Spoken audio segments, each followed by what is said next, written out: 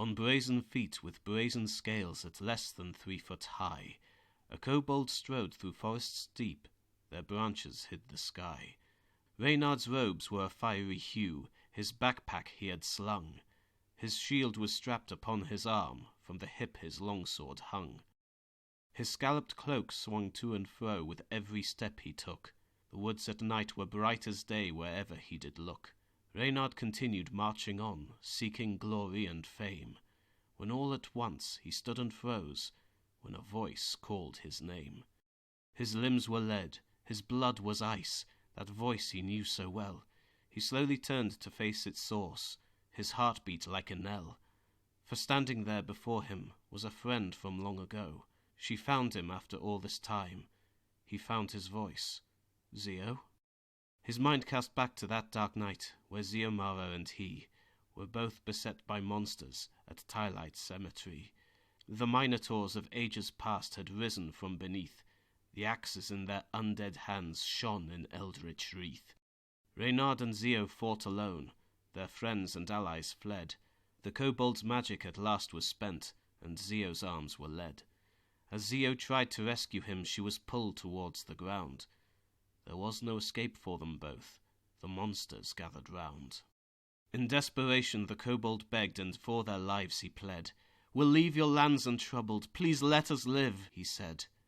Uncaring for his entreaties, the undead axes struck, and knight and kobold fell at last amid the soil and muck.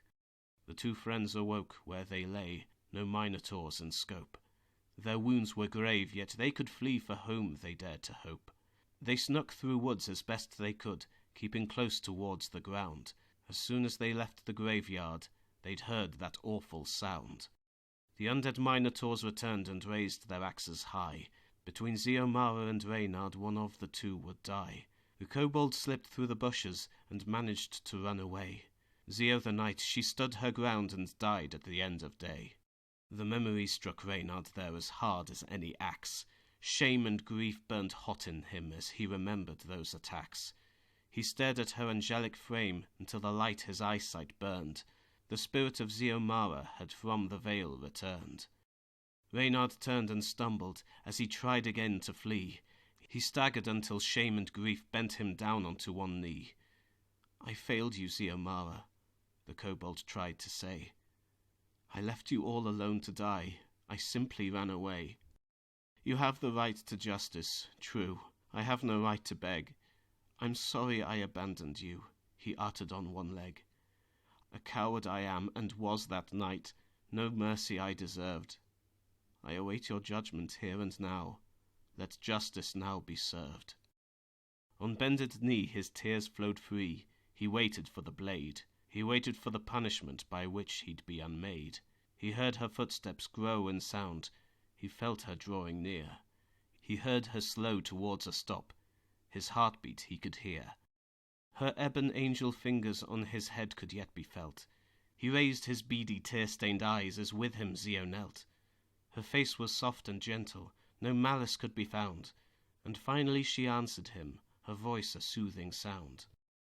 "I did not come for vengeance, Ray.